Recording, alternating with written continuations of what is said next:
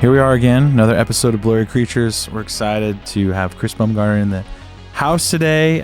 Local Franklin, friends with Luke, and that's kind of the connection here to get you on this podcast. And one of the things we've talked about over the years is all the ancient blurriness, modern day sightings, all things strange and weird and paranormal here on Blurry Creatures. But sometimes, you know, you're talking to your buddy and they have a blurry story evolving right before your very eyes, and Luke's like, we're going to have him on the show and talk about your story and kind of where you are, what happened. And we'll just let you kind of hop in and begin your story where you want and then lead us up to some of the strange stuff and the reason why we asked you on this podcast. But welcome to the basement. Welcome, Blurry Creatures. And it can get as weird as you want here. And we're excited to kind of hop into your story. Yeah, thanks. Good to be here. Yeah. It is a fun one. The little context here is that I had heard your story from a mutual friend, and it was this it's such a wild story.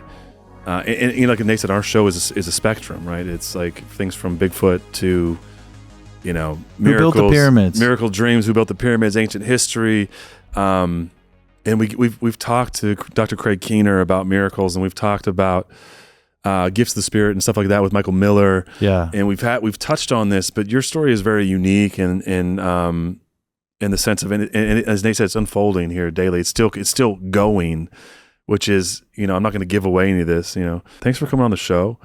And I wanted to do this because I think there's such a miracle that's happening. And also I think contextually a lot of Christians and people will, you know, have a hard time with some things supernatural, which is ironic considering we have a supernatural faith. But your story begins in a place that isn't so much that, and we let's just get into it, Chris. Yeah, where does this begin for you? Yeah, I'll tell you just from the outset, I never thought I'd be talking about faith, especially on a podcast about 5 years ago. So, yeah.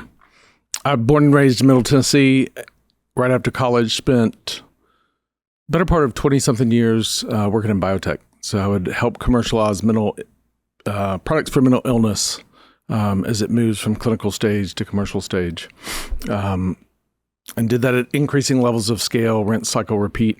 But I typically go into companies, in the industry, there's this handoff that happens. You know, you spend years, decades even, commercializing a product or researching a product to get it to being ready to go to market. And then the clinical team has to hand off a baton to a commercial team that will come in to figure out, all right, we got this great medicine. How do we commercialize it? How do we make sure patients can get it? And so I would always be the guy that would come in, help define, you know, the go-to-market strategy, build all the infrastructure and systems, and hire all the people, and then ultimately launch the product. And then a few years later, rinse, cycle, repeat, and increasing levels of scale. And back in 2020, I took what was supposed to be kind of that last step in the industry. I took a job that had responsibility for leading a large division of a publicly traded company to launch a product that was supposed to do between 10 and 30 billion in revenue. So that was my exit plan, right? To retire and do what I want to do. But unfortunately, had a crazy encounter with COVID, followed by a life-altering experience with the Holy Spirit that has just radically changed everything about me. And we can certainly dive in. Let's jump into that story because it's really crazy. You were at, if anyone remembers 2020, everyone probably does, unless you've memory hold it. You were at like the super spreader event. And I don't want to steal the story from you, but it was wild. So I showed up, it was my first month of work, and COVID had just hit the US. I think it was in California, and there were a couple of cases in Boston when our plane was landing. And most of the companies had stopped corporate travel at that point because, you know, the doom and gloom in the news cycle at that time with the mortality rates of COVID coming out of Wuhan certainly gave you pause. But I came in, and it was kind of the first company meeting, so that all the country managers come in to align on company strategy and hear about all the things going on across the different portfolios. And it was interesting because as I was going to the elevator that night to hit the down button, it was like premonition. In slow motion. I knew exactly what was going to happen. It was like early stage of God telling me I'm getting a prophetic gift. Yeah. But I could just feel the tension, and I knew, like, it just felt eerie. And for the next week, I remember just, you could cut the tension in the air, because there was all this, the news was continuing to, the cycles were beginning to loop on all the stuff coming out of China. Yeah. I get home and immediately start getting sick. I tell myself it's the flu, but I don't go anywhere. Like, I stay home, and I called the urgent care clinic and kind of tell them I'd been in a meeting with people all over the world. And they said, well, come the last 5 minutes of the day, we'll give you a flu test. Because that's what I thought it was the flu. And I go, they give me a flu test. They're like, it's negative. Go home. The health department will call you in the morning. So the next morning, I'm waiting on the phone call. It finally comes, and they say, pull your car into the ambulance bay behind the hospital and don't get out. I'm like, okay. So I pull into the hospital, and I pull in the ambulance bay, and the guy walks out, and he's in a hazmat suit. And I'm like, what world did I just enter? And he tells me to roll down my window, leave a crack like that, and he reaches in to test me. And I'm like, all I can see in my head is the movie Contagion, which I made the mistake of watching a few months prior, it was wild. And he finished testing me. I'm like coughing up a lung because I'm getting sicker and sicker by the day. And tells me to go home and wait. The health department will call in 3 days. And so for the next 3 days, I'm playing every what if scenario in my head. Like, how much time do I have? Is everything in order? Because at that point, Luke, you said it, it was a death sentence if you were one of the very first strain cases. Because every bit of news coming out said 80% mortality rate. Yeah, they were saying. I mean, they're saying if you get it, you're going to die. This is how they locked everybody up for weeks. It was.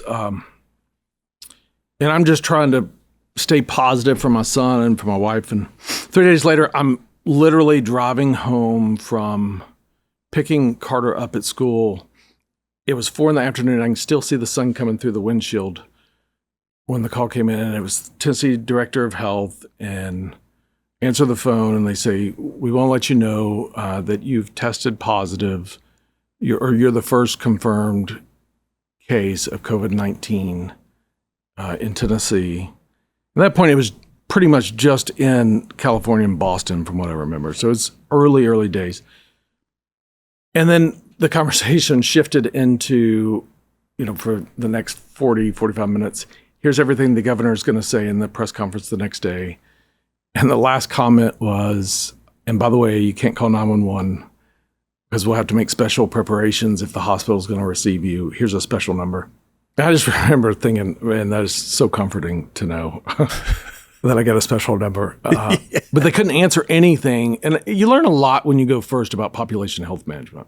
Yeah. It has very little to do with you. It's all about how do we calm the masses.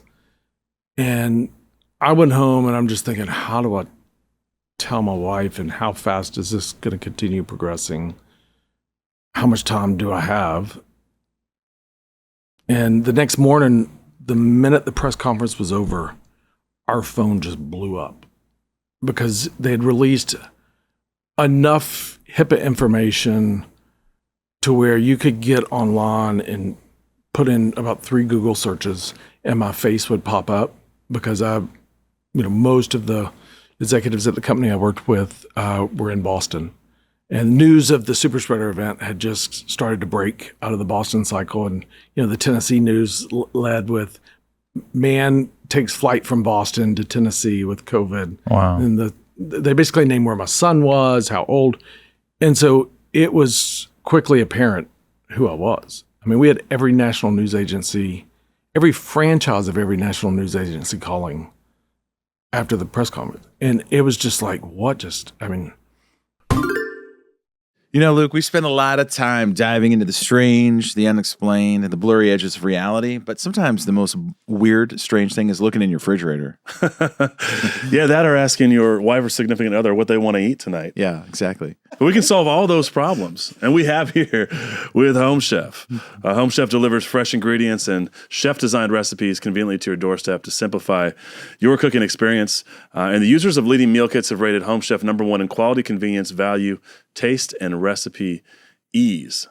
That's right. Unlike Bigfoot out there, you've got to prepare for dinner, but Home Chef takes care of it for you. And whether you want a classic meal kit with pre-portioned ingredients, it comes right to your door, and less than 30-minute recipes, oven ready, dedicated to bringing the family together around the table. That's right, man. So if your family's Sasquatch or if they're just normal people, you can bring them around the table with Home Chef. It's economical. There are 30 options a week that serve a variety of dietary needs, and Home Chef customers on average save about $86 a month by using the Home Chef service. And when meal plan ends up on the back burner, check out Home Chef's new 5-ingredient meals that simplify prep with super easy recipes and just 5 fresh pre-portioned. They actually measure it out for you, Nate. Ingredients. That's true. I love it. Little pre-packets of even all the way down to like just a little bit of butter. Everything you need.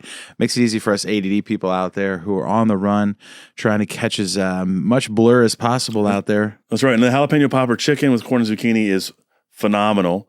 The sirloin steak and bacon demi disappeared like Bigfoot into the woods.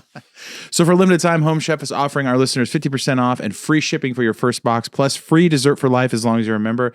Go to homechef.com/blurry. That's homechef.com/blurry for 50% off your first box and free dessert for life. Homechef.com/blurry. Must be an active subscriber to receive free dessert.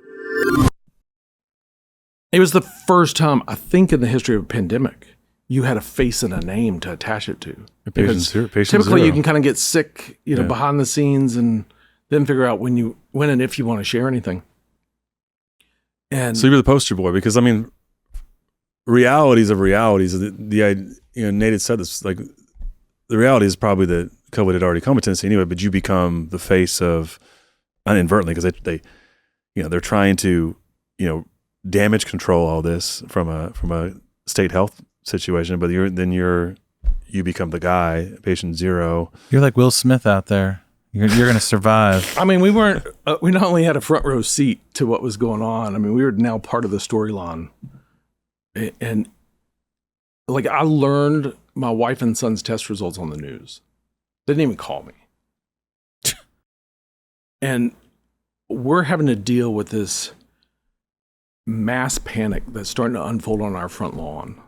So you've got news people showing up at your house? We've got people stalking our house, like cars driving by, and I think they were just trying to make sure we weren't going to leave, and like they were worried. I mean, like, it we're is. Vigilantes. Yeah.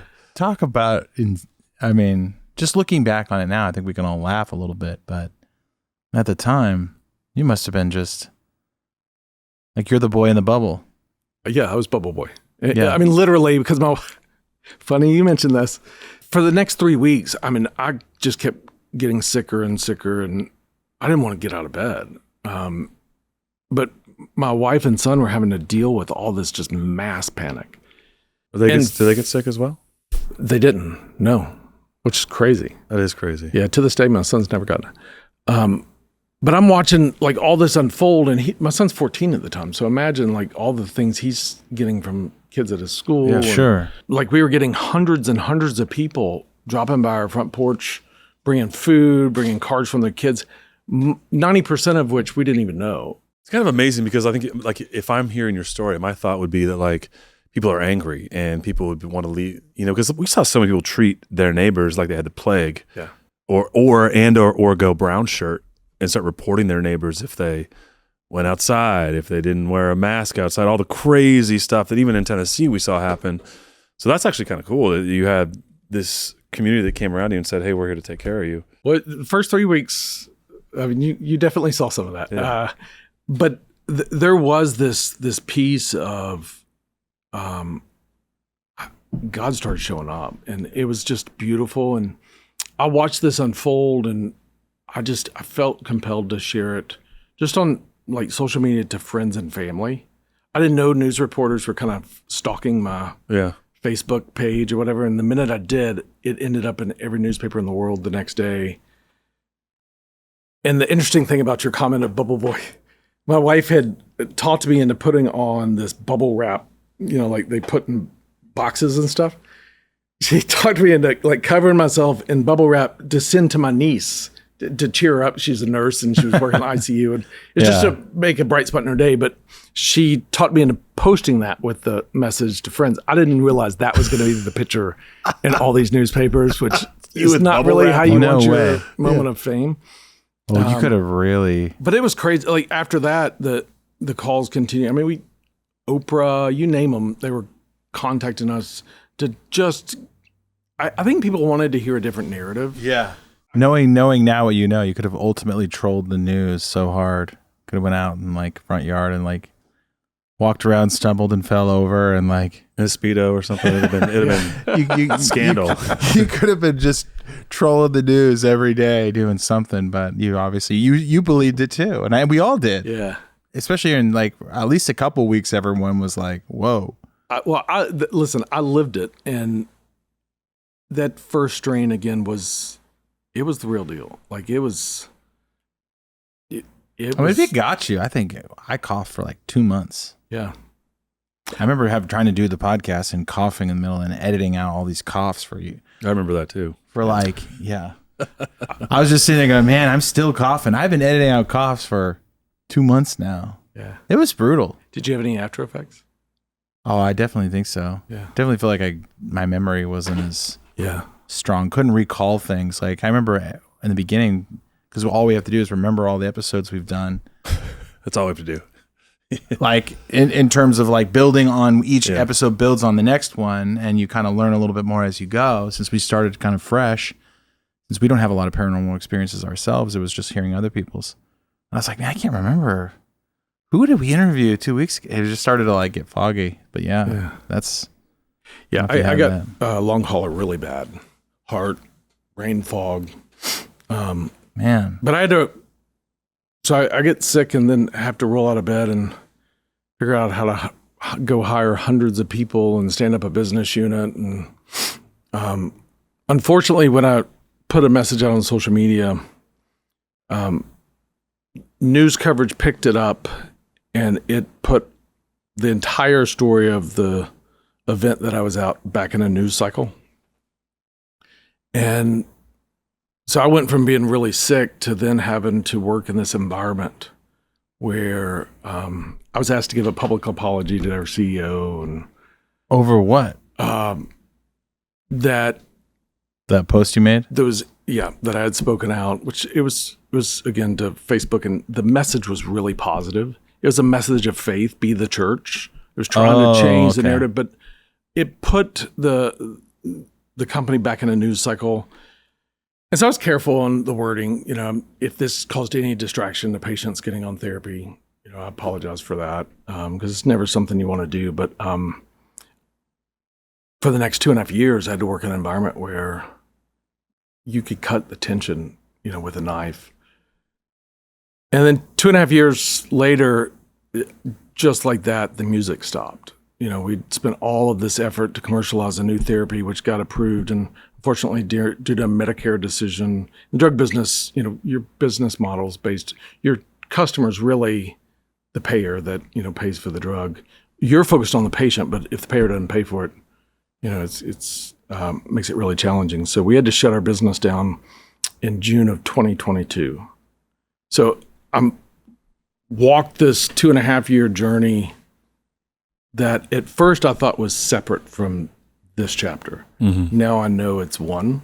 God was just setting the stage for a massive Holy Spirit encounter that was about to change everything. Where's your faith at before all this? I grew up in church. Yeah. Like I knew all the stories of the Bible, but I didn't really know the story of the Bible. And I didn't know God as a friend.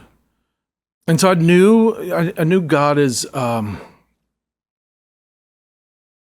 father, but I didn't really feel like a son. So if you know that kind of paradigm of slave, orphan, son, I was probably somewhere between slave and orphan.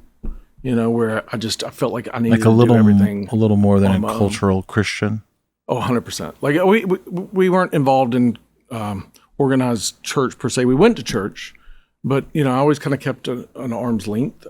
I had all this trauma growing up that I was, my success in the corporate world wasn't from trying to climb a ladder.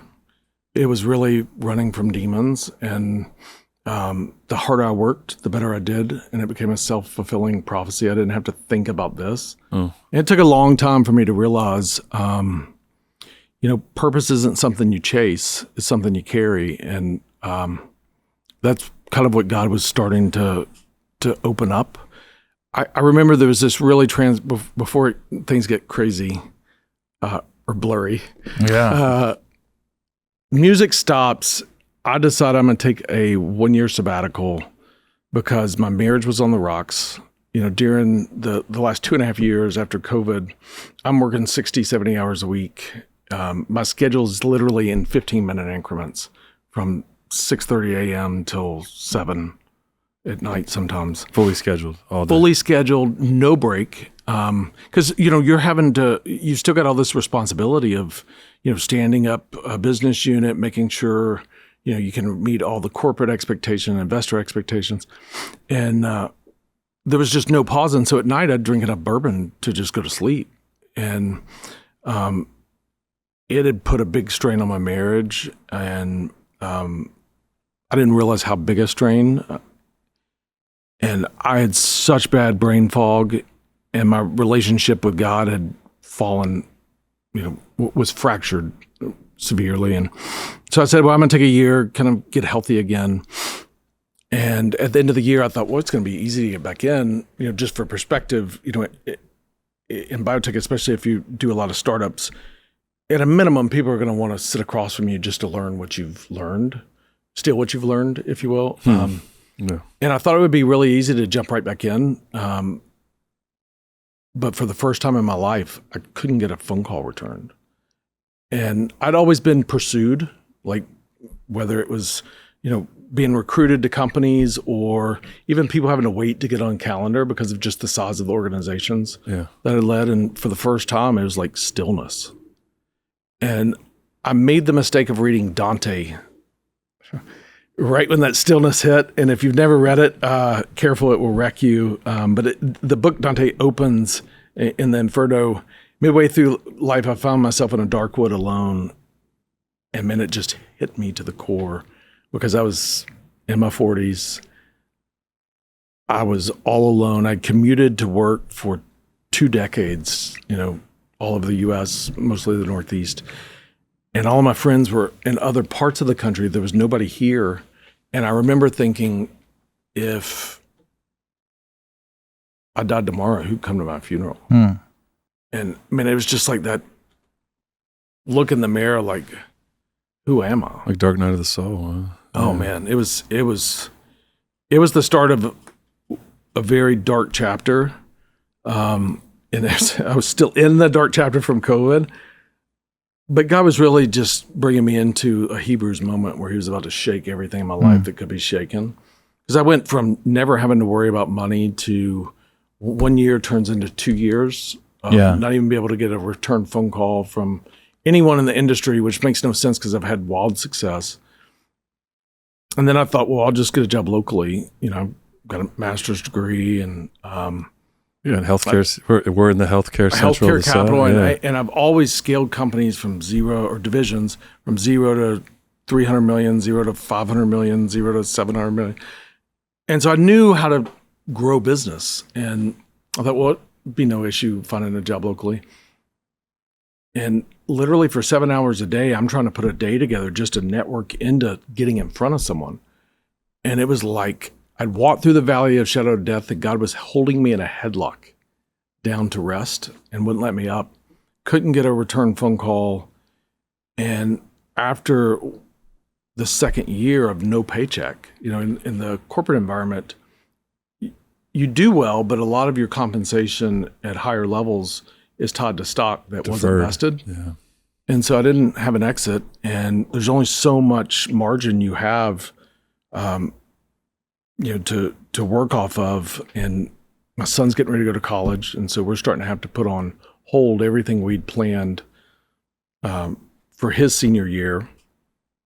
And I'm just trying to put together a day, like be around people, because I need out of my house because, I was so chained to a desk during COVID. I didn't want to be there. And I remember just sitting at cigar lounges, which is crazy as that, I didn't smoke a lot of cigars then, but I just needed to be around people. Yeah. And I'm listening to them talk about growing their companies from, 0 to 1 million, 0 to 2 million, and knowing that I'd done that at scale, but they're looking right past you. And I didn't realize how much of my identity was taught into something it was never supposed to be taught into. And that hits everybody at like different stages of life, like when their first empire sort of comes crashing down. For me, I was like my early 30s. It happened to me, like going from playing music around the world to like going to Home Depot, try to figure out how to like put pipes together. And it was such those moments I can relate to it. It's so, the juxtaposition of your new life and your old life are so heavy. It's like movie ready. Yeah. Like this person, who they used to be and then who they are now. How long ago was this? From like when I was 20 till about 31. Just I felt like all my gifts were being used. Yeah. And then all of a sudden it was like, who am I? And every time you say that, anyone says on a show, I have that Derek Zoolander that's what I was about to say. Staring into the puddle of water. Who am I? I don't know. Like every time someone says that, I say it, I laugh because I see that scene in my mind. It's either that movie or I, Legend, I think. I Am Legend. That's a great movie. I was thinking of it at the beginning of this, like you almost had your I Am Legend moment. You were almost Will Smith out there.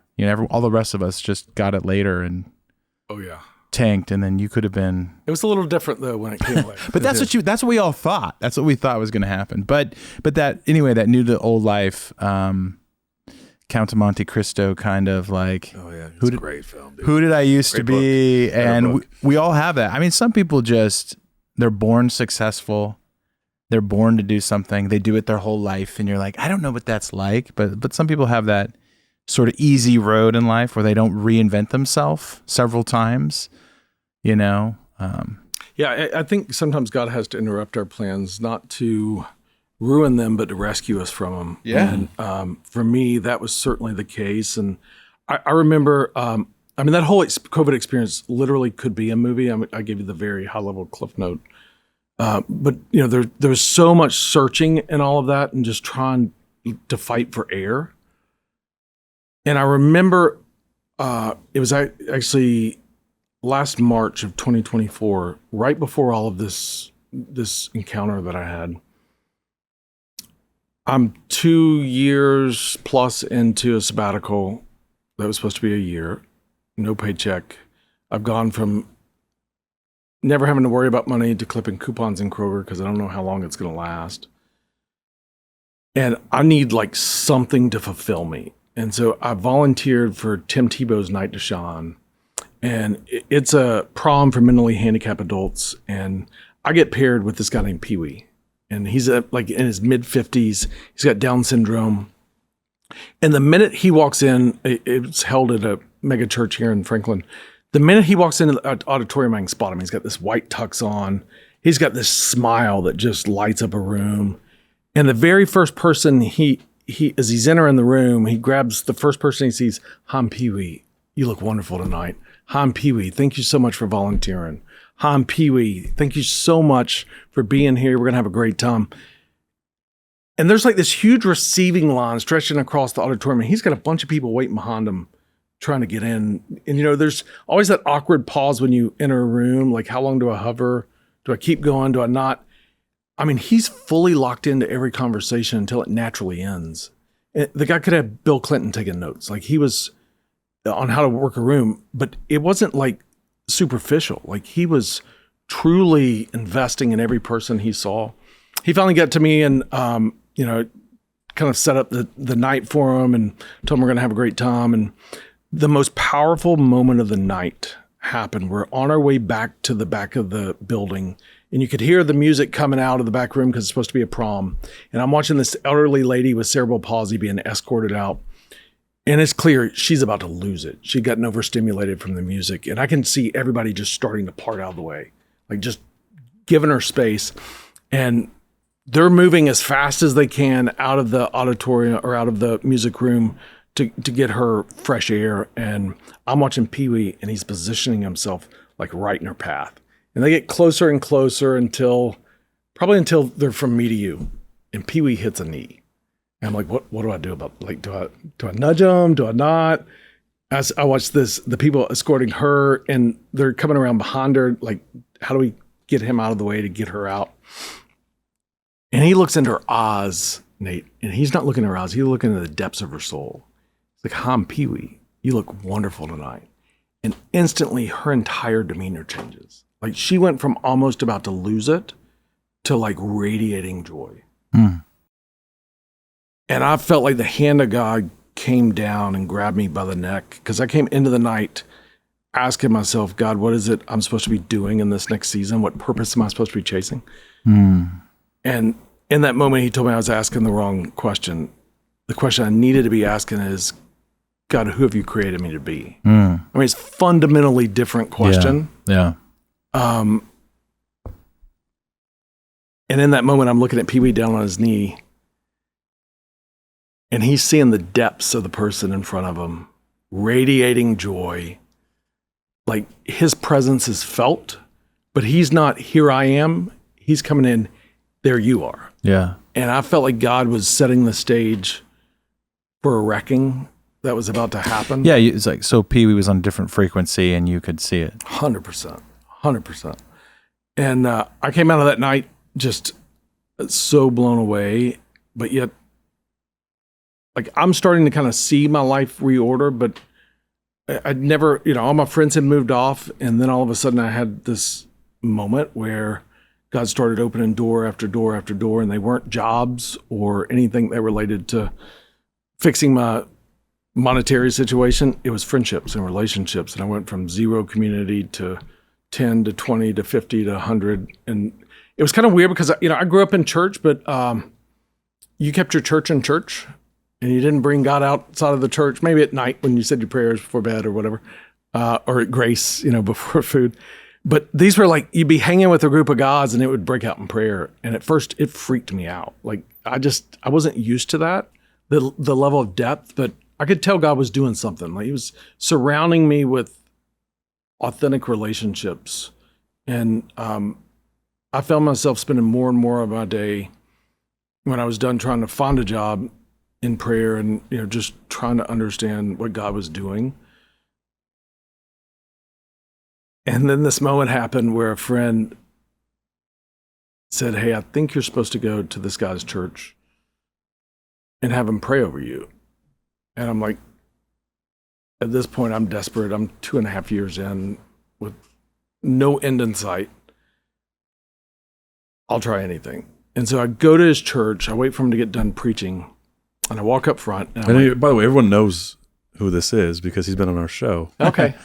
So all right, you can talk about Grant Pemberton if you want. I go to Grant's church, and I wait for him to get done, and I go up front. And first off, the service made me uncomfortable. My wife and I used to have names for people when you were in church service and they put their hands up in worship. And we called them live ones because you never know if you were sitting by a live one until the music started. And it just made me incredibly uncomfortable. Well, if they grab a flag, you got a real 100%. And so I'm going to this church, and everybody's got their hands up, and I didn't have a box for it. And I go up to him and said, "Hey, Grant, David said you're supposed to pray over me.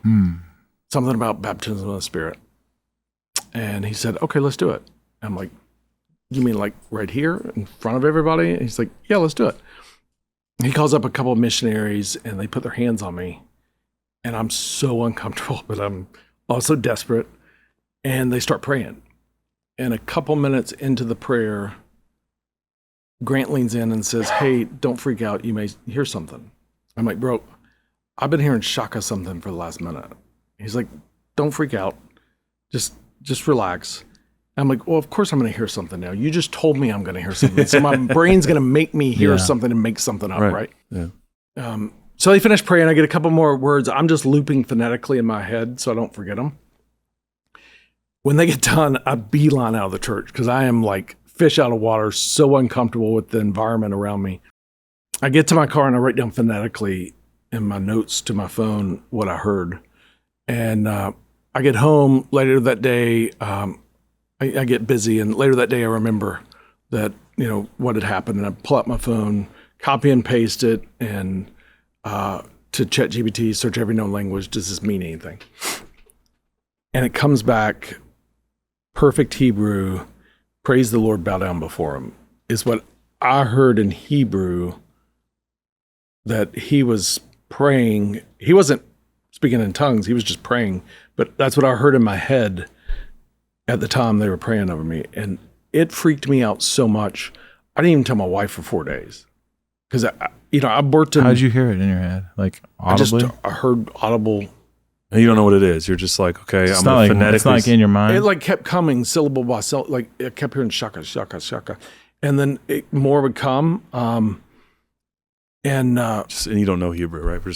I know Southern and English, right? Southern and English. I'm the Baptist boy. Like, what just happened? And Southern is barely English, yeah, so... It's a more astute form of it English, could be more proper English. Yeah, well, where you're from. So 4 days later, I tell my wife. And she doesn't know what to think about it.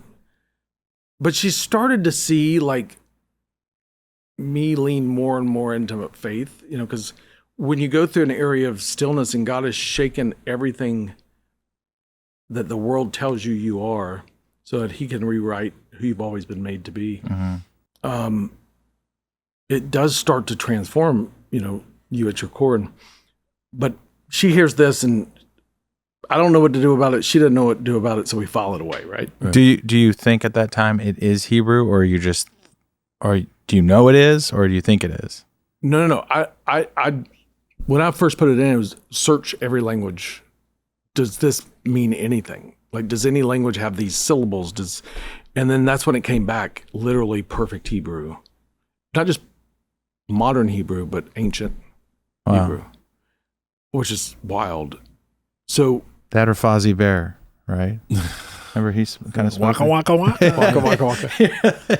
You're like, what am I hearing right now? So 2 weeks later, nothing else happens. I'm continuing in the natural world, just trying to fix my situation. I feel like I need to plant seeds, knowing God will water them or not, but I got to find a job.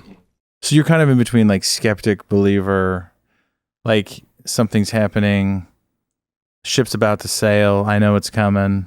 Yeah, so this was June of last year. Okay. So in January of 2024, I started getting dreams, and I've never had dreams in my life. And to this day, I get 4 dreams a night, vivid dreams.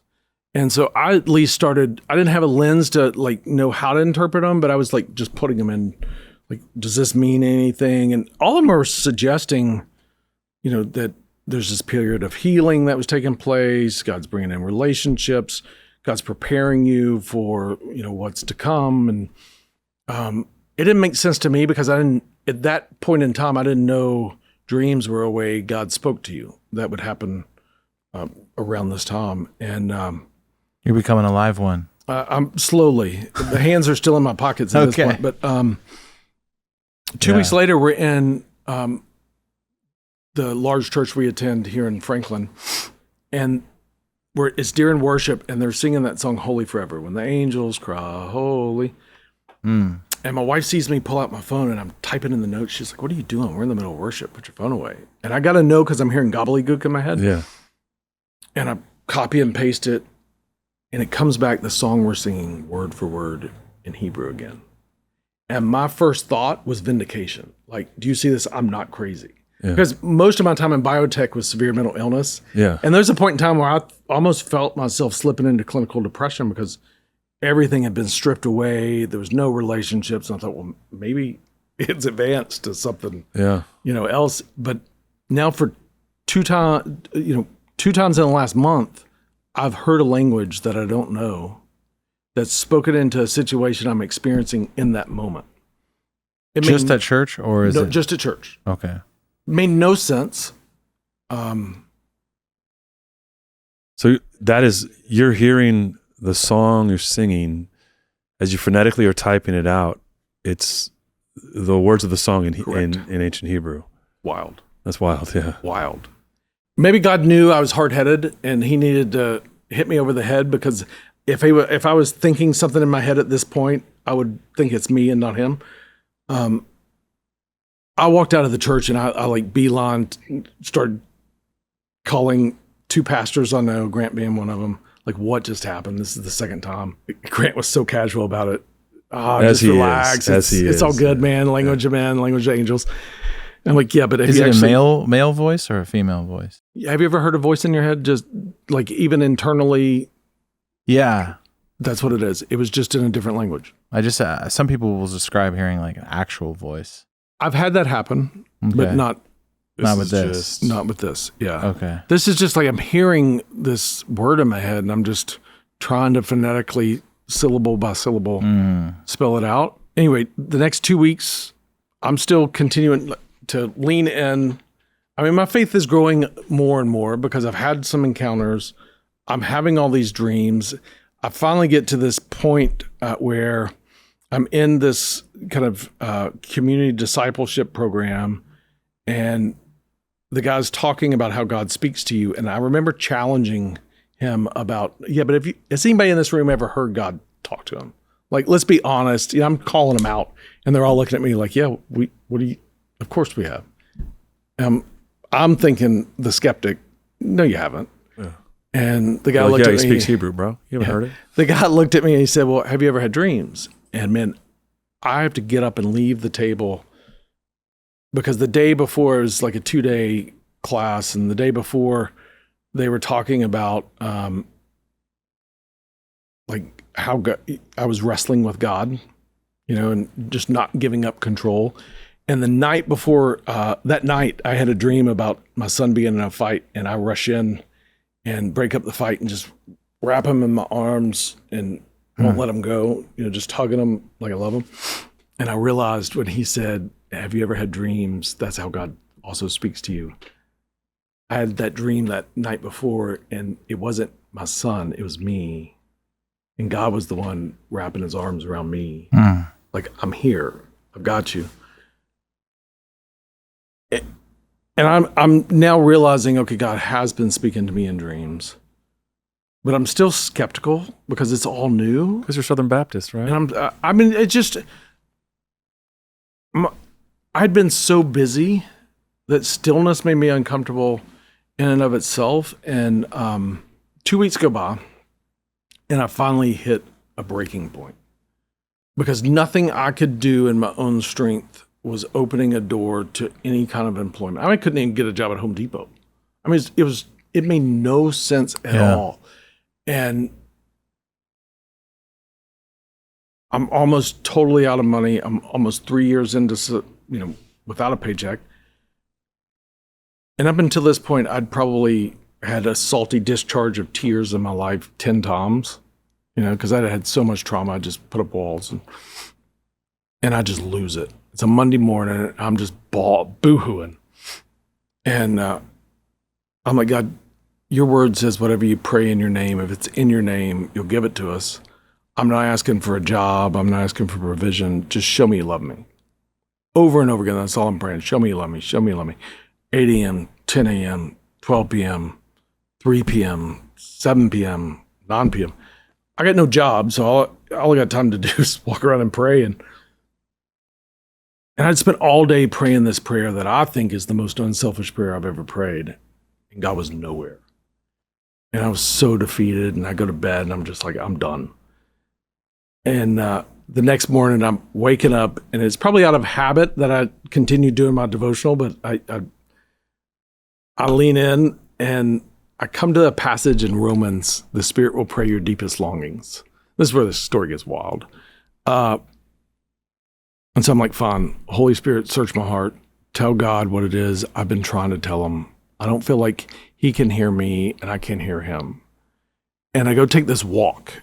And I live in this big master plan development I told you about with COVID. And the minute my feet hit a sidewalk, something starts coming out of me. And it's not coming from here.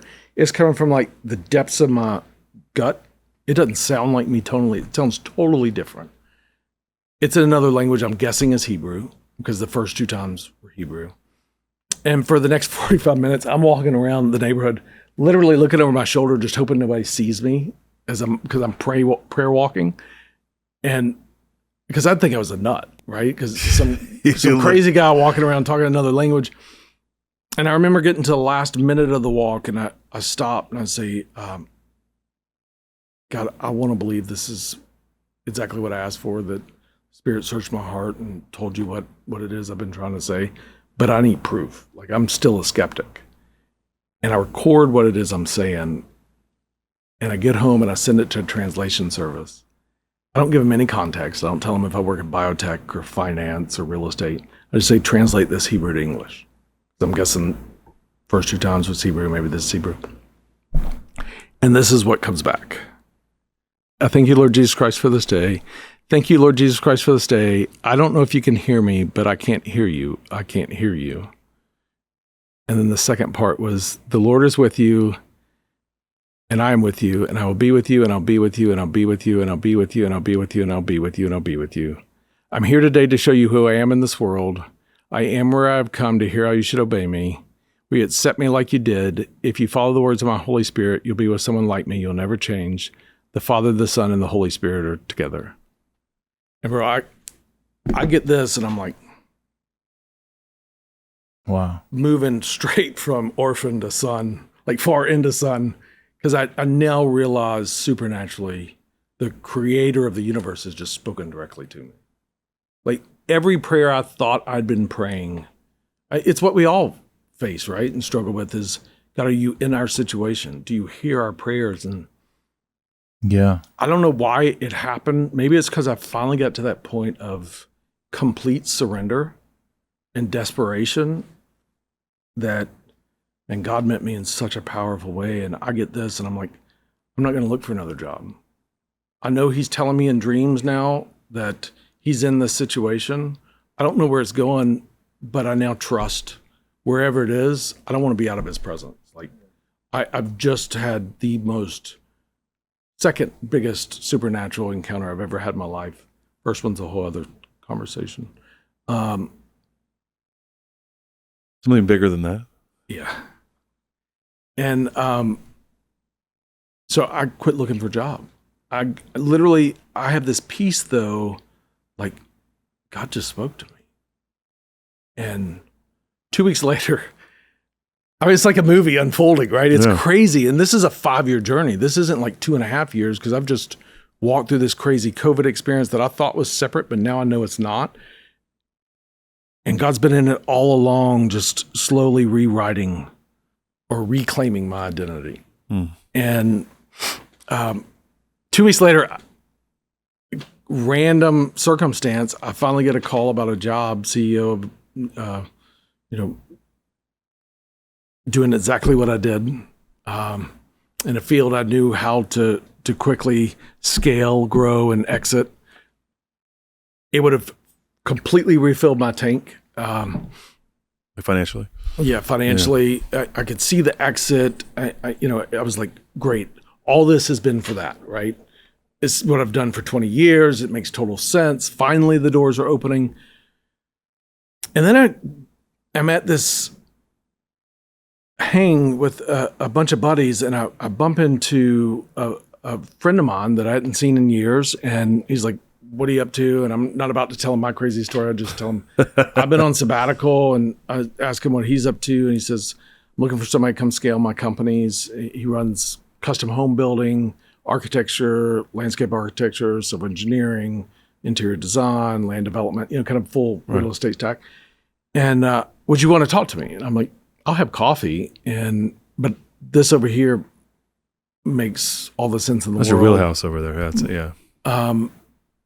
So I go for what I thought was a 30-minute coffee session that turns into 8-hour hang, just getting to know each other and hearing his heart, he's hearing mine. I don't know what God's doing, but I'm just going with it. And later that week, we meet again because we didn't get to business to think we're going to talk about business. another 8-hour hang, nothing about business. And I'm like, God, what are you doing? And I'm having this dream that is suggesting could be a direction he's trying to ask me to go. And then I go, my son is now a freshman at Auburn, and I go to see him for Parents Weekend. And we're checking out a breakfast the last day, and I strike up a conversation with a guy right behind me. And he says, I asked him what his story is. And he said, well, I worked in the chemical business for 20 years. I worked in biotech 20 years. And 3 years ago, a buddy asked me to scale his companies. What kind of companies? He said, well, landscape architecture, civil engineering, custom home building, land development, interior, like the exact same stack, which doesn't exist. I mean, it's such a kind of rarity. I'm like, what just happened? And my wife goes on to the beach for a girls' trip, and I have a buddy that's driving back. Auburn's like on the way from FSU, and so he's driving through, and he picks me up to take me the rest of the way home. And he has no clue what's going on with me, and I'm not about to tell him. But at this point, we are 3 months past the first event in June that happened, and I'm hearing Hebrew words all the time. So I'll hear it. I won't know what it means. I'll look it up and translate it. And it's like the purest form of knowing it's not my mind trying to play tricks on me.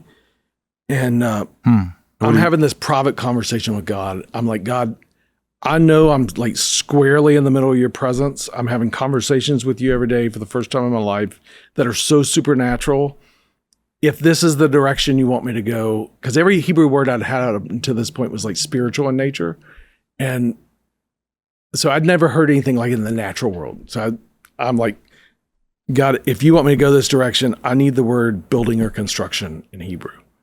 Like I'm like Gideon putting my rug out. It sounds like Gideon. Okay, like this time the bargaining with fleece. God. Yeah, now it's dry. Next time wet. Let's make this happen. And he's driving, and I'm having this private conversation as fast as my thumbs can go, typing in to translate.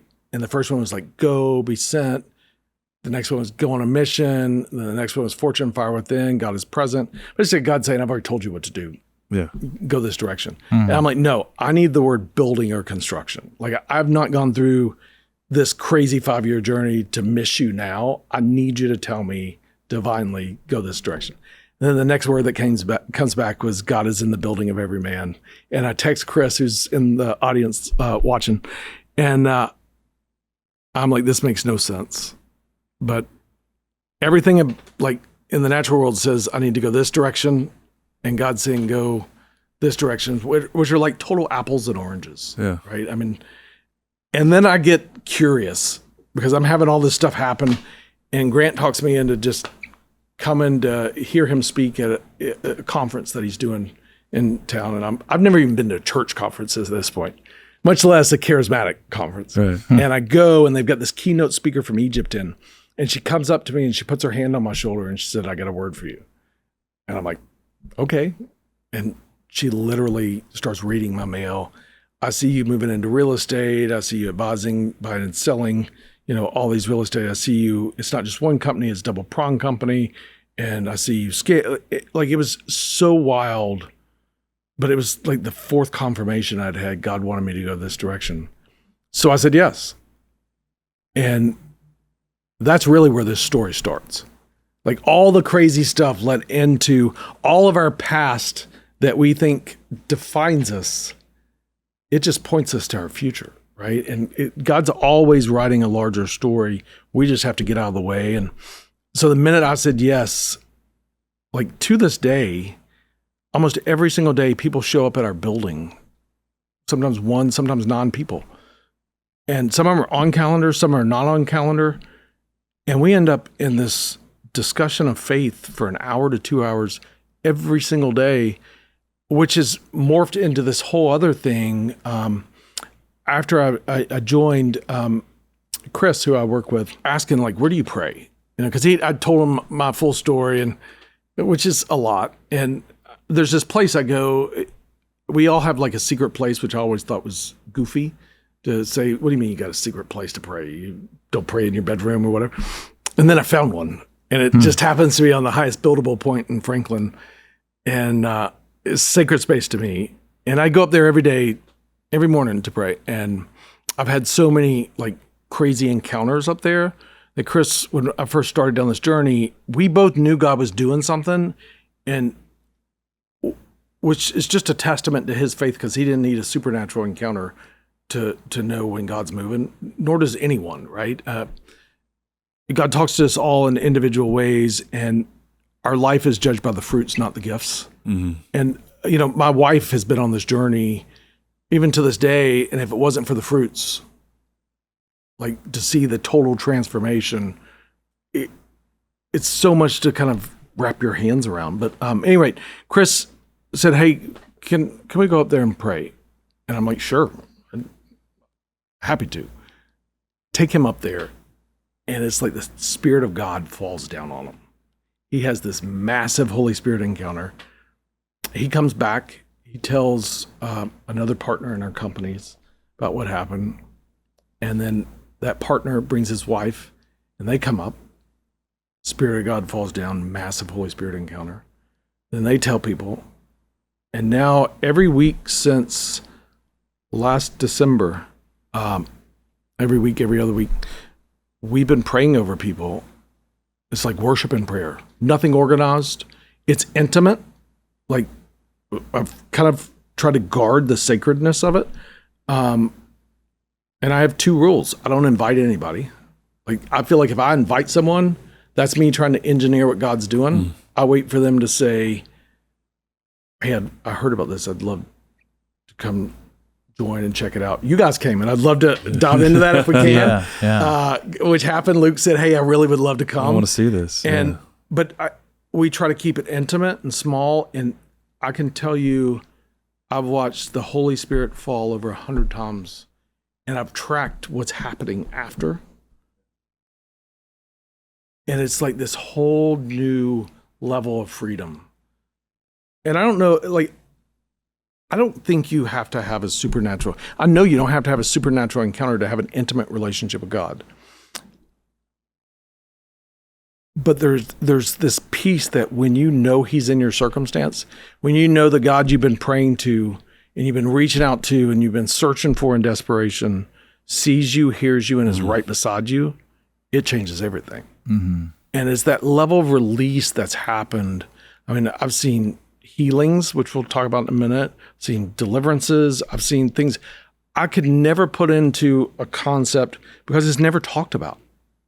And to me, I would have given anything to be earlier on in my journey of faith to know the Spirit of God is real. He's real inside me, but I just didn't know the depth of relationship that's available. And it doesn't mean you got to speak in tongues or anything. It just means like being totally sold out and knowing he's there and knowing how to hear him. And we all hear people, like my dad hears God all the time. He doesn't hear it supernaturally. He hears it in his head. He's got an intimate relationship, been on a walk.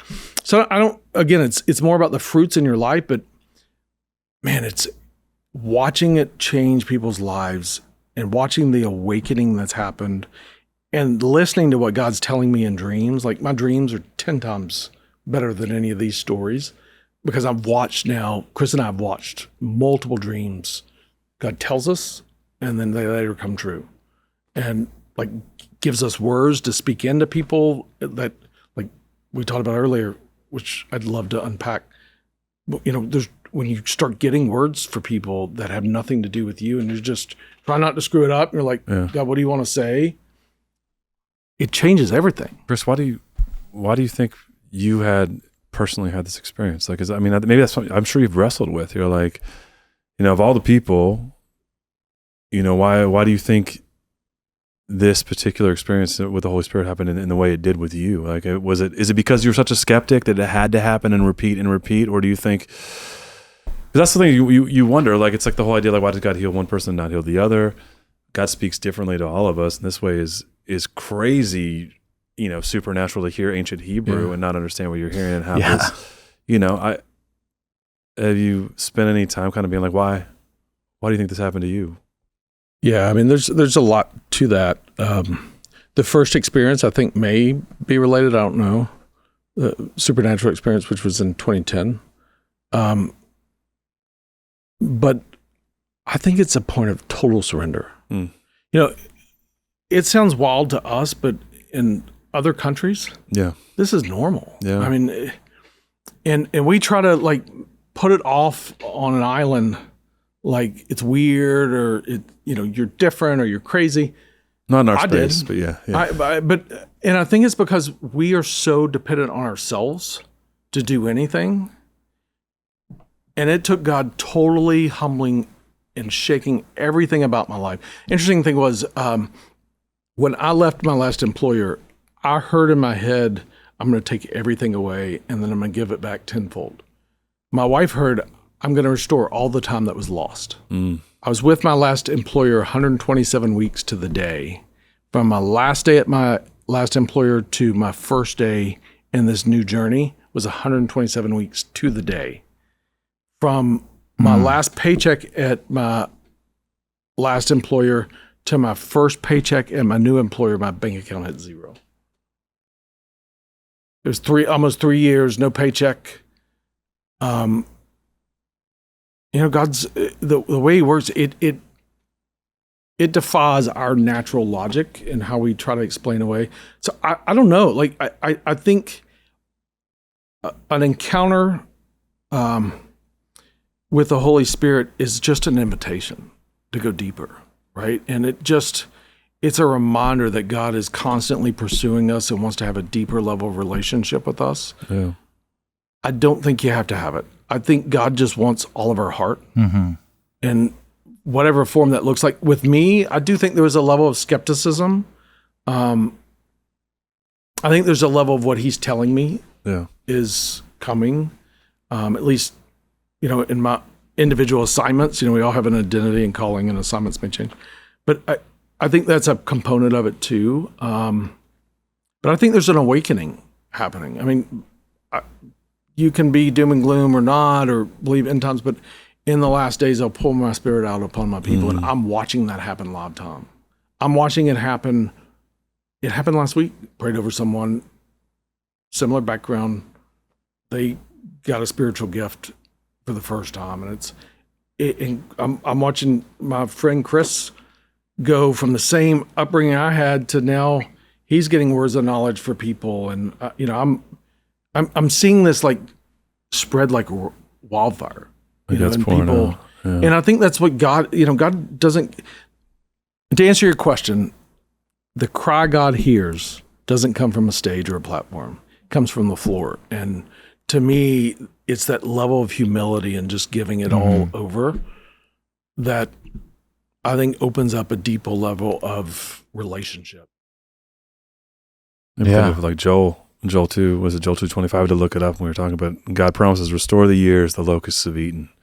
It reminded me of what God told your wife. Like I asked you this before as friends, but I think, do you think this is how we're meant to live? Absolutely. And I think that's interesting because I think this is really kind of a crux of our show in some ways. I feel like is the idea of is trying to put the supernatural back into our faith. That's something that some of the folks that have been such an impetus for what we do have always, Dr. Michael Heiser. Yeah, it's the Bob Goff. It's restoring whimsy. It's Michael Heiser putting the supernatural paradigm back into the Bible. It's this understanding that not only is that a part of who we are, body, soul and spirit. There's a supernatural element to our creation, but also that our faith is that way. And I think it says, I think there's something to read into that experiences like your story feel like such outliers, when, as you pointed out, like pretty astutely, that like in places where there is not this Western paradigm, that people have much more of a supernatural worldview, and this wouldn't be so weird. Maybe. Have you heard this story from anyone else like this? I've asked, has anyone gotten words in another language? And actually, we met someone this last week who was wild. He's got like 12 different languages. He's a missionary in another country. I think people get, I guess they call them tongues. Yeah. I don't know why I got a language. It doesn't happen all the time. I mean, it's just like a word for someone. If you ever gotten a word of knowledge, God gives it in a moment, and but I know when I get it, I know instantly. It's like something slips. Yeah. I know that's it. Yeah. But I also don't chase. Like, to me, there's a difference in chasing it and another in just, the gifts are to edify and encourage, right? And to point everything back to God. And what we're seeing is that's made manifest in what's going on in this situation is it is awakening people to a deeper level of relationship with Him. And our heart is never, one of the things I've said, and if you're listening to this and you haven't gotten a spiritual gift, you have one. Your testimony is a gift. Mm-hmm. Yeah. The word of my testimony. I have probably unlocked more or created a greater hunger in just pursuing God through a testimony than I would ever do through telling people or sharing a gift. And I think that's something we all have. There's power in our story and just being real and authentic. The interesting thing, during my sabbatical, I spent 3 years sitting around cigar lounges just trying to find community. And so over time, people learn when you don't have an agenda, like I'm always in rooms I have no business being in because I'm the only guy there that has no transactional need. And I just want to pour into people. But you would be shocked how much trauma there is, especially in an area like Williamson County, that, more successful you are, you're usually running from something or, just don't want to face. Yeah, or trying to prove something to your dad or, there's all these different 100%. Things people have. Yeah. And so I think like you learn the power. And again, going back to Dante, there's a shift that happens that, when you quit worrying about a resume and everything you do is focused on a eulogy. And to me, this second half of my life, every conscious decision I make, I'm trying to make in light of what do I want people to say when they come to my funeral? Yeah. You judge your life not in the size of your bank account, but in the number of Christmas cards you get. I mean, think about that for a minute. Like success. Yeah. I mean, what impact are you having on people? And to me, one of the best things about this new chapter is just watching all these people that you're seeing finally step into freedom for the first time. Yeah. And it's just so life-giving. It's funny, like we're such destination creatures. We just put our head down and we want to get to the destination. And I think one of the things we say here is enjoy the journey.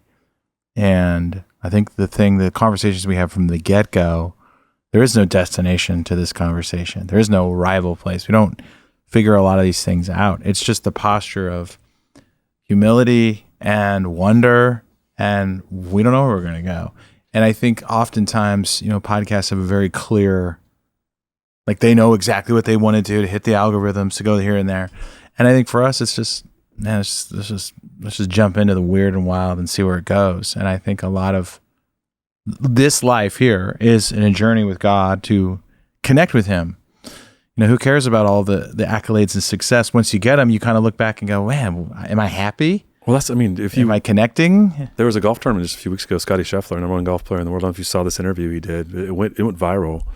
And he basically, and it's what you're saying, what you both said, is he said that, like, I realized that winning the next tournament was fulfilling for about 2 minutes, and then it wasn't.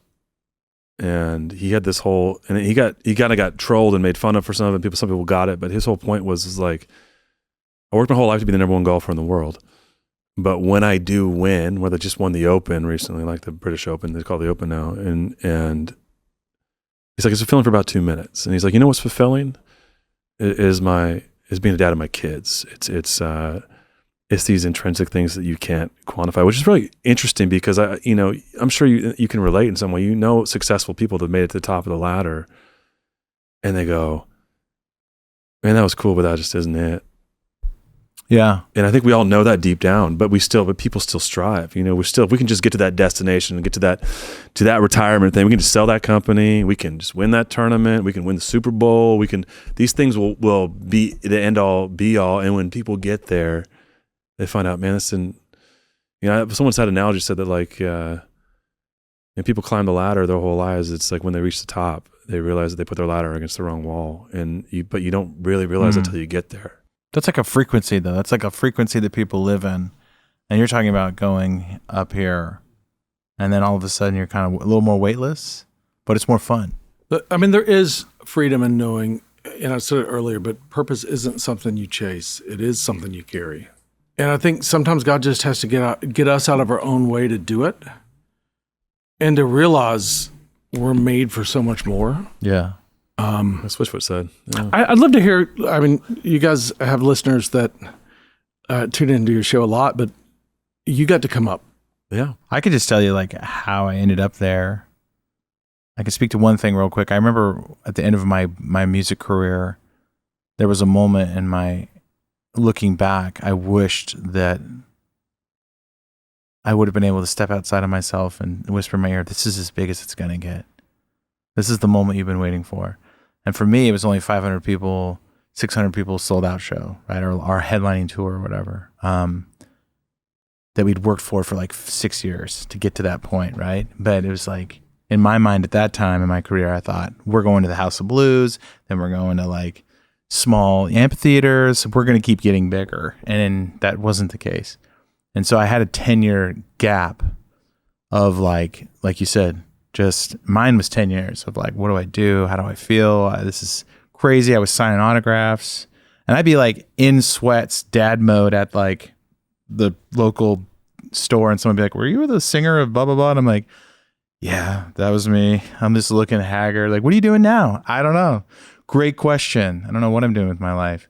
And really wandered for a long time trying to figure out what was going on, what was happening in my life. And then obviously there's a lot of our listeners know the story of Blurry Creatures. But I had a moment when the beginning of this podcast, I knew it was Luke. I was like, I had this vision of this thing, and I didn't want to do it alone. I knew that right away. Like when you do something alone, it becomes about you. And then you're ultimately miserable because it's just you. It's the you show. It's blah, blah, blah with me. You know, I didn't want to do that. And I knew that there was something bigger here with Blurry Creatures. It was creatures. There's stuff. It's weird. We're going to go down this. And then I remember I was so like bummed for like 8 months trying to figure out, like, I had this idea. And then it was like clear as day. Like Luke tweeted about Bigfoot, and he was like, he's the one. And it was like the Matrix moment. I was like, and I was excited. I was trying to hold back my excitement on the phone call with you that first day, because I knew, whoa, like something's about to happen. And it was a cool moment for like 10 years waiting for like that moment of like, this is what you're going to do now. And I don't even know if it took Luke a little while to kind of like catch up to where my brain was, because I was so visionary, like we're going this direction.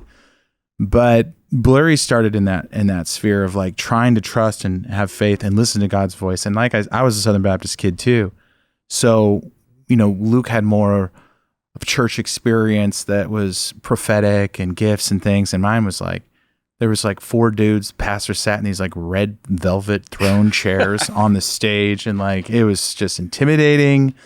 And, you know, you didn't have Holy Spirit moments showing up, and you definitely heard all the ways you weren't living up to the standard of God, not God's in the room moving you. And so flash forward to like 5 years in this podcast. Obviously we don't have enough time to do the whole oral history of Blurry Creatures, but,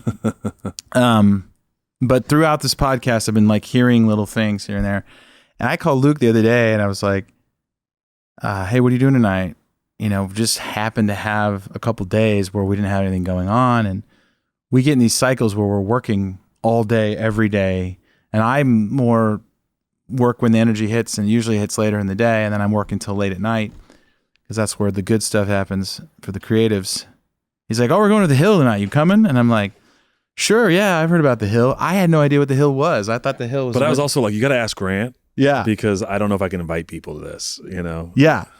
So I normally, like the way I'm wired is I don't really like to walk into something I don't know what I'm walking. I just don't do that. I like to know, and I just assumed the Hill was a bunch of dudes hanging out in Franklin. Smoking cigars, drinking bourbon. That's mostly what the things, that's 90% of the things I attend. So, yeah. just like not too cool, not A-listers and B-listers, whatever, or just normal folks, just a bunch of guys looking to hang out and cut loose and good people. And then show up and I'm like, oh, I don't know what this is. And kind of sitting there going, I felt this weird pull to show up and get there. And then Luke even texted me like, are you coming? I'm like, yeah, I'm here. And I think for me, there was probably 45 minutes of things that were said that were really mind-blowing, especially for a Baptist kid. One was like from the beginning, like, do you guys work together? And I'm sitting next to you, but I'm not like sitting on you. We're in a love seat. In the love seat. And I was like, and we kind of looked at each other like, yeah, we do. Okay. And there was no way that anyone would know that we were working together. Yeah, to preface this too, like until that point, like I knew Chris and Grant, but I didn't know anybody else in the room. They didn't know me. And I know that you make, to preface all this, the reason you just have people ask you is you want it to be a pure experience. So if God is going to speak, he doesn't want to be, you're not trying to have some kind of like cloak and daggers magic show of people like know things about whatever, right? It's meant to be authentic and pure. And so I didn't know anybody in the room but you guys, and you guys weren't the ones who intentionally weren't praying for us or for Nate. And I'll let Nate continue, but I just would like just to say, like, I knew what we were going to, and I'd been asking to go. But I mean, all I can say is that like our, sort of our attitude a lot on the show is we hear stuff that's wild. We believe that story a lot of times, not always, but a lot of times we're like, this person seems legit. They seem like their heart's into the story. They're telling the truth. I don't understand why they would lie. They don't really want to give their name, address, telephone number, and they don't have a podcast or a book. So I trust you. But my own story, my own stuff, like my own relationship with God, like you were saying, like most people have this distance. Like I'm there, I'm in the room, but I don't hear you. I don't hear you the way I want to hear you. And only until like the start of Blurry is when I started hearing things. There was something that happened. There was definitely a voice I heard going through my divorce that was like the one time in my life where I really felt like God knew like the way my heart was wired, like this is going to hurt you a lot. So I'm going to tell you first, this is going to happen. And I didn't believe it. Of course, like I don't believe my own story. That's me.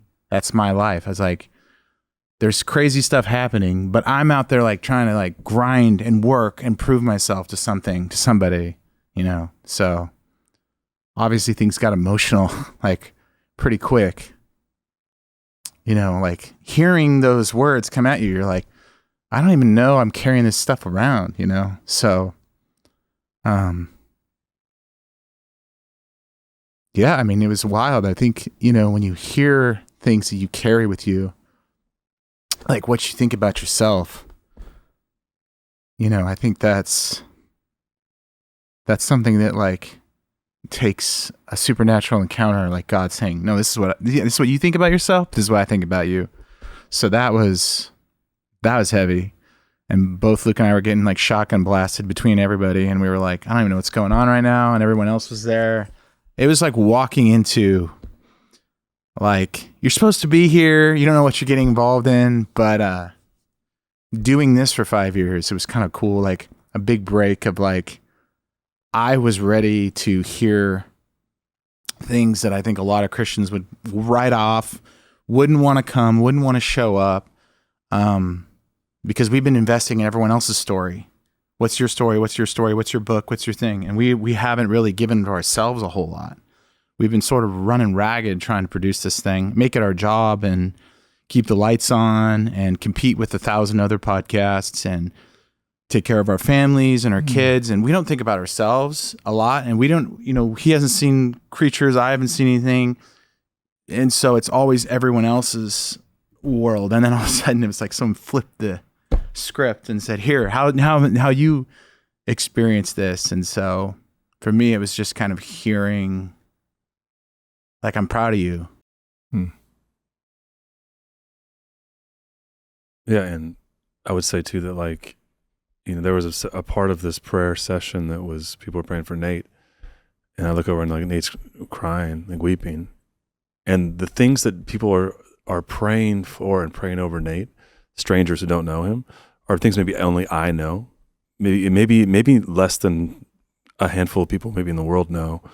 So I know, and I'm like weeping because I know this. No one in this room could know any of this. Like, this is like stuff that because we talk 8 times a day, and it was just this wonderfully profound moment of the Father's heart, like, and allowing complete strangers to essentially read Nate's mail in a way that was so beautiful and edifying and loving. It was like, and I honestly, part of me was like, I'm so glad I'm not the one that's getting this like 30 minutes of prayer, but it was this beautiful thing to see. And the thing I'd say, my perception, as Nate said, is that I came from probably a more charismatic, non-denominational upbringing where I saw a lot of things happen, and it was in the 90s, and I was very skeptical because I saw people get slain in the Spirit, and it didn't happen to me, and I was like, all these people are getting caught up in this group hysteria, and there's a performance aspect to this, feels like, and so I have a healthy distrust for a lot of that because I feel like I've seen it manipulated, and there was these carpetbagger type, traveling prophets, if you will, that went church to church, and they were having the Spirit move, and it didn't feel real to me. And being a high school kid then, into my early college days, I was like, this feels contrived.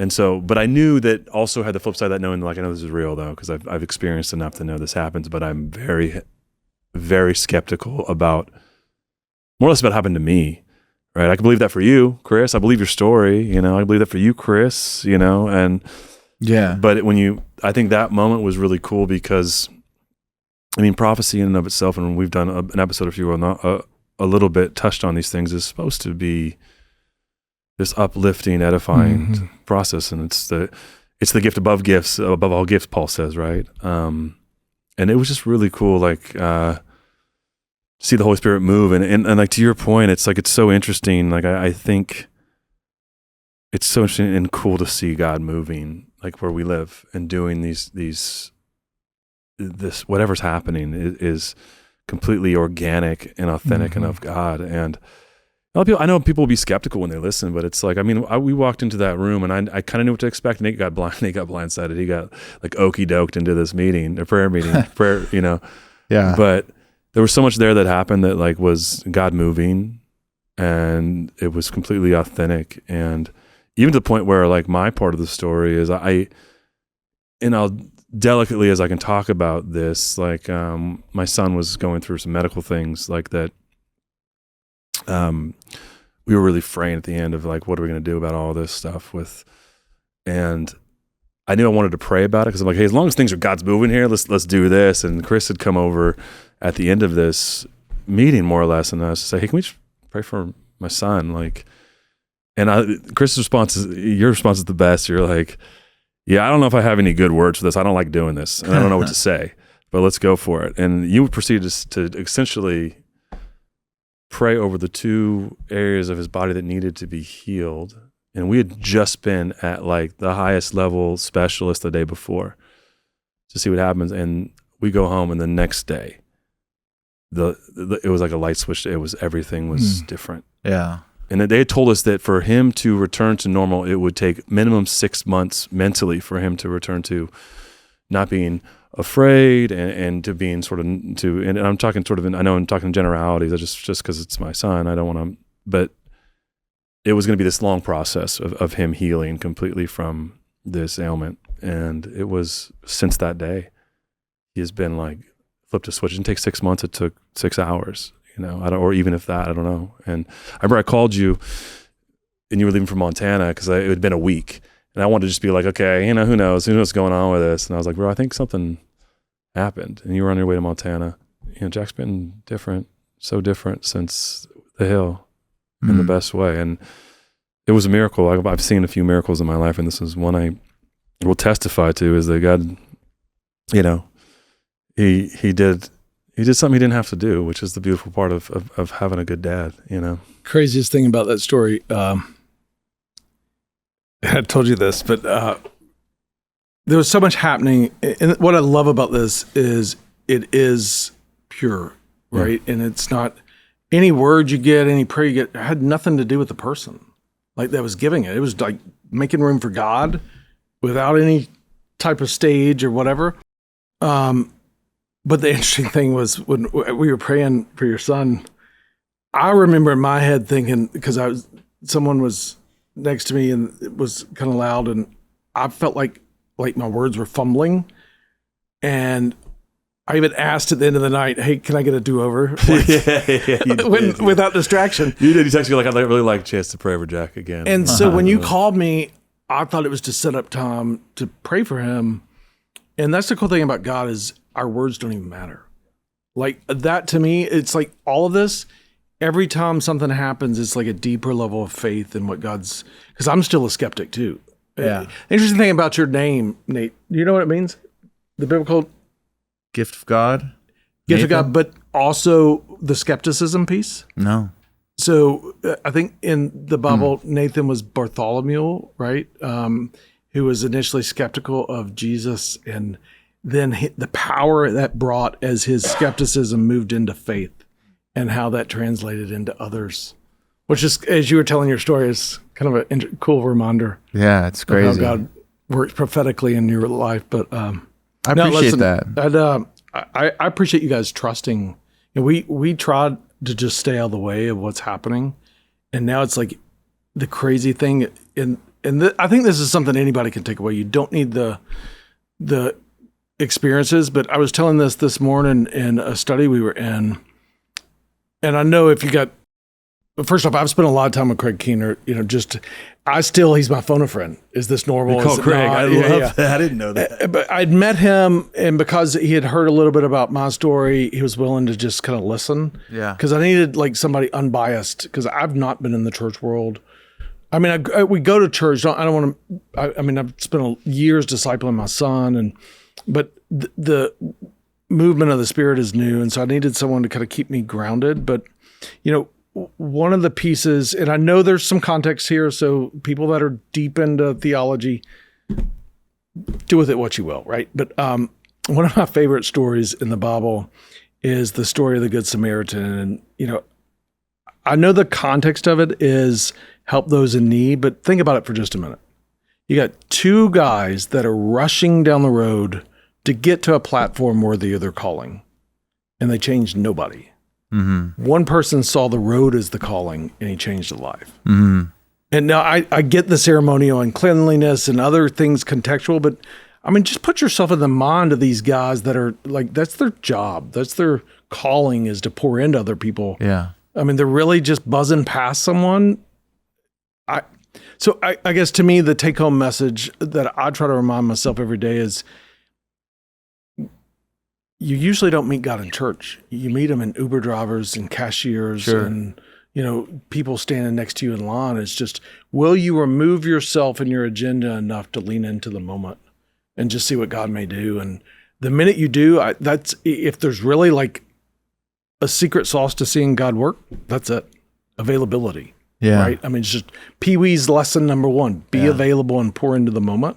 You do that, and I guarantee you're going to start to see God start to move in your life. And I mean, it's such funny how long it crazy takes ride. sometimes. Like I think with this, it was like, and I know Luke and I are wired similarly. We've been burned a lot. We trust hard. We very loyal, and we're both like just going to put our head down and do what we can do. And you get taken advantage of a lot in your past, in your life, or you're the one who's kind of like doing the group project, I'll say that, yeah. as he likes to say. But with Blurry, it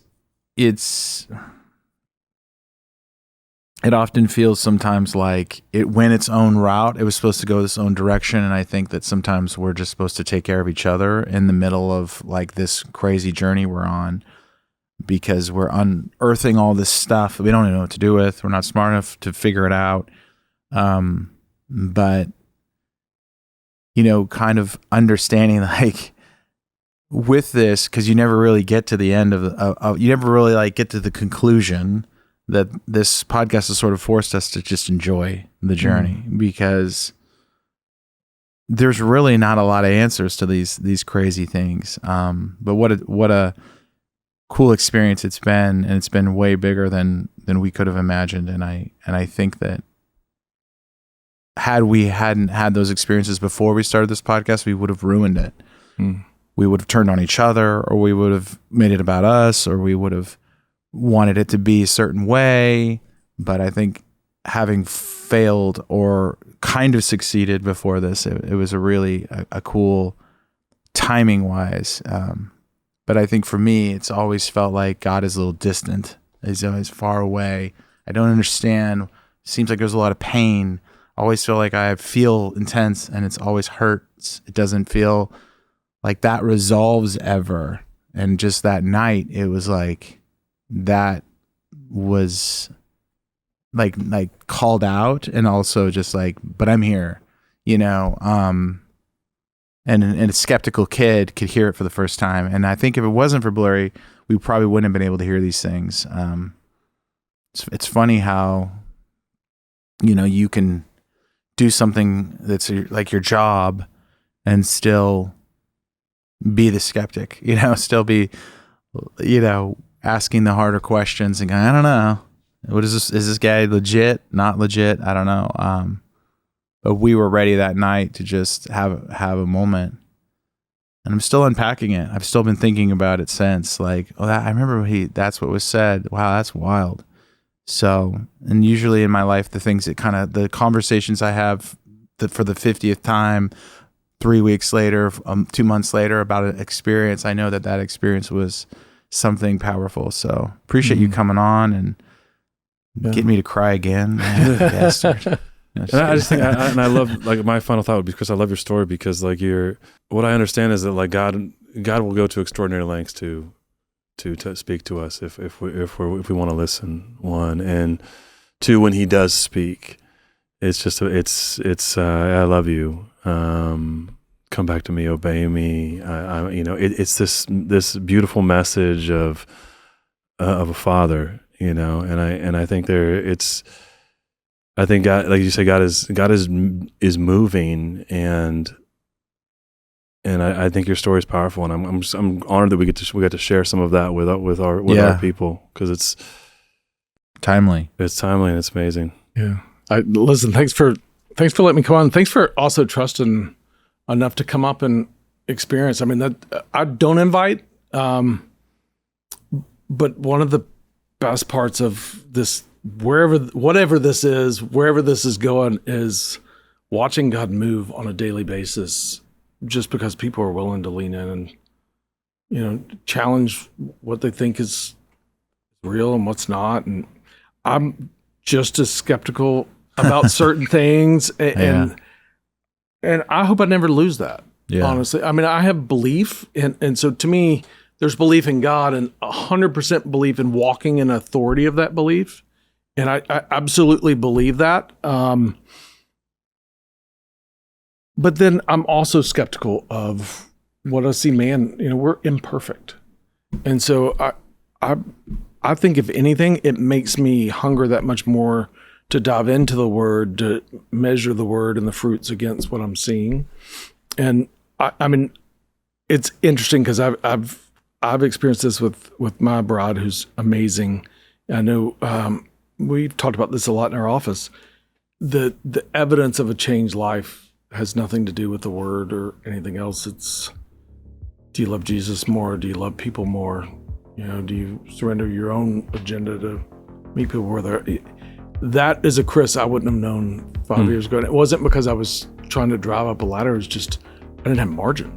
And it just, the enemy knows how to, kind of pull us away. And, but it's really, God is doing something unreal. And we're seeing in live time, literally daily, a supernatural encounter almost every day. It's been more and more here. I mean, like, I know we kind of hopped into this thing, and I think we've gone a long way. We're just driving back from lunch talking about where we were now until then. It's funny because we just interviewed a pastor who's on the front lines of child trafficking, and I remember I was like, I feel like sometimes, like, I've lost a little bit of the feeling here, because we do this all the time. And I can't remember the last time I cried on a podcast episode, and I think it was Dr. Gregory Reed. I was thinking about that.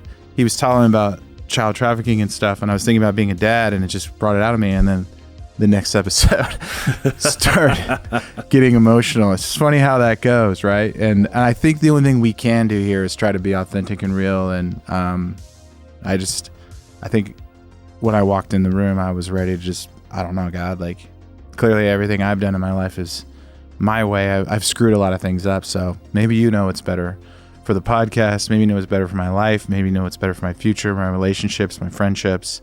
And I would like to get out of the way of that and let you do that. And I think everyone listening in your life, you got to that place, and Luke too. It's like you can iron fist life and try to make it and be successful. And yeah, you can grow your portfolio, but are you happier when you get there, or are you more fulfilled? Is life full and new and exciting? And it's like Heiser says, bore me with the Bible. And nothing about this is boring, but we make it boring. And as we found on Blurry Creatures, it gets weird and fun and fascinating, and it still just feels like we're getting started. So thanks for, dropping your ancient Hebrew on us. Yeah, dude.